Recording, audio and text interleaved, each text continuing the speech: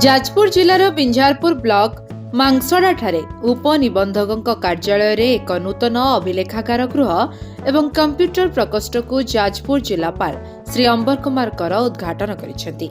उद्घाटन कार्यक्रम में सम्मानित अतिथि रूपे अतिरिक्त जिलापाल राजस्व तथा जिला रेजिस्ट्रार श्री शिवानंद स्वाई, जिला सब रेजिस्ट्रार हरप्रिया पृष्टि, बिंझारपुर भारप्राप्त तहसीलदार श्री रविनारायण पाढ़ी एवं मांगसड़ा उपनिबंधक श्री सुब्रत कुमार बारिक एथिरे जोग देइथिले।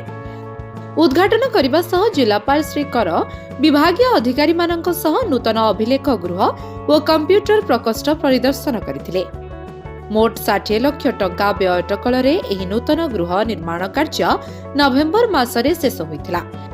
एथिरे आधुनिक रेकर्ड रूम सह स्वतंत्र ई रेजिस्ट्रेशन काउंटर रहिछि। नूतन अभिलेखागार रे जनसाधारणकर बहुमूल्य दस्तावेज, दलिल एवं नथिपत्र सुरक्षित भावे रहि परिबा। एहा सह कंप्यूटर प्रकोष्ठ व ई रेजिस्ट्रेशन काउंटर सुविधा उपलब्ध हेबा जोगु लोके सहजरे तथा शीघ्र सेवा पाई परिबे एवं नूतन गृह निर्माण हेबा परे सुरुखुरुरे सेवा मिलि परिबा। जाजपुर अभिमन्यु मिश्रଙ୍କ रिपोर्ट, लिव लाइफ ओडिया।